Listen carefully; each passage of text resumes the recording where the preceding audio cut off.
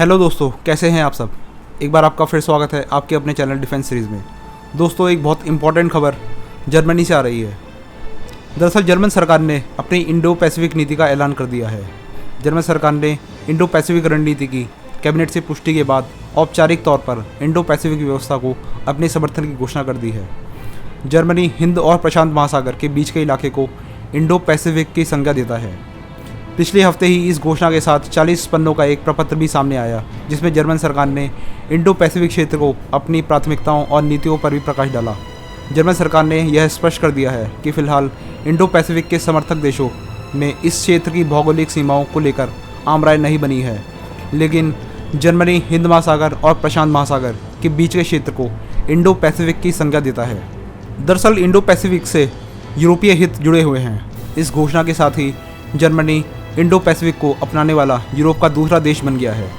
इससे पहले फ्रांस ने भी इंडो पैसिफिक क्षेत्र को अपनी सामरिक और विदेश नीति के लिए महत्वपूर्ण बताते हुए विदेश नीति में समुचित बदलाव की घोषणा की थी। हालांकि फ्रांस की तरह जर्मनी इंडो पैसिफिक के साथ सीधे तौर पर हिस्सा नहीं है, लेकिन इसके व्यापारिक, आर्थिक और सामरिक हित इंडो पैसिफिक के साथ सीधे जुड़े हुए हैं।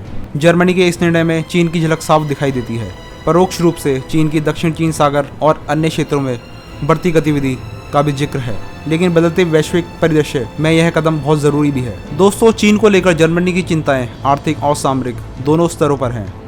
दरअसल गहन अध्ययन और निवेश संबंध होने के बावजूद जर्मनी को लगता है कि चीन के साथ आर्थिक संबंधों में उसे उतना फ़ायदा नहीं हो पाया जितनी उम्मीद थी, और इसलिए जापान और अमेरिका की तर्ज पर संभवतः जर्मनी भी अपने निवेश और व्यापार संबंधों में एक विविधता लाने की कोशिश कर रहा है।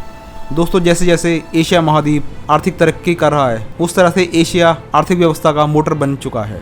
चीन के अलावा जापान, दक्षिण कोरिया, सिंगापुर, वियतनाम और आसियान के अन्य देशों और भारत की अर्थव्यवस्था में पिछले कुछ सालों में विकसित होने से आज अंतर्राष्ट्रीय आर्थिक व्यवस्था का धुरा एशिया की ओर झुकता दिखाई दे रहा है। 10 सदस्यीय आसियान के साथ तो जर्मनी के आर्थिक और निवेश संबंध मजबूत हो ही रहे हैं। 40 पन्नों की अपनी रणनीति में जर्मनी ने भारत के साथ भी आर्थिक और कूटनीतिक संबंधों की नई ऊंचाइयों तक पहुंचने का लक्ष्य रखा है। आसियान क्षेत्र और भारत दोनों ही न सिर्फ व्यापार और निवेश की दृष्टि से महत्वपूर्ण है, बल्कि इंडो पैसिफिक व्यवस्था में भी उनका बड़ा स्थान है। सामरिक और राजनयिक मामलों से जुड़े कई टिप्पणीकारों ने जर्मनी की इंडो पैसिफिक नीति को अमेरिका के साथ सहयोग से भी जोड़कर देखा है। यूरोप की सबसे बड़ी आर्थिक शक्ति और यूरोपीय संघ का वर्तमान अध्यक्ष होने के नाते जर्मनी का यह निर्णय निस्संदेह इंडो पैसिफिक के समर्थक देशों Japan, America, Bharat, Australia, Indonesia और आसियान के देशों को मजबूती देगा। इसके साथ ही इस निर्णय का दूसरे यूरोपीय देशों पर भी सकारात्मक प्रभाव देखने की उम्मीद है। माना यह जा रहा है कि आने वाले दिनों में यूरोप के अन्य देश भी इंडो पैसिफिक को अपना समर्थन दे सकते हैं। जर्मनी अगले 6 महीने तक यूरोपीय संघ का अध्यक्ष है। दोस्तों, जर्मनी मानता है कि विश्व व्यवस्था नियमों पर आधारित होनी चाहिए, न कि किसी की दादागिरी के हिसाब से। अमेरिका का साथ देने से ज़्यादा यह नीति जर्मनी के अपने दम पर बड़ी भूमिका अदा करने की मंशा की ओर इशारा करती है। इंडो पैसिफिक प्रपत्र में भारत और जापान के साथ मिलकर संयुक्त राष्ट्र संघ में सुरक्षा परिषद में सुधार लाने की बात इसी की परिचायक है। जर्मनी, भारत, जापान और ब्राज़ील के साथ मिलकर संयुक्त राष्ट्र संघ की सुरक्षा परिषद में सुधार की पुरजोर वकालत करता है। पिछले कई वर्षों से इन 4 देशों ने G4 के माध्यम से अपनी साझा दावेदारी पेश की और मांग की कि इन्हें संयुक्त राष्ट्र संघ की सुरक्षा परिषद में जगह दी जाए। बदलती विश्व व्यवस्था में जर्मनी एक सक्रिय और सकारात्मक भूमिका अदा करना चाहता है और इंडो पैसिफिक रणनीति इसी का एक हिस्सा है। विदेश मंत्री हाइको मास के वक्तव्य में इसी की झलक देखने को मिली।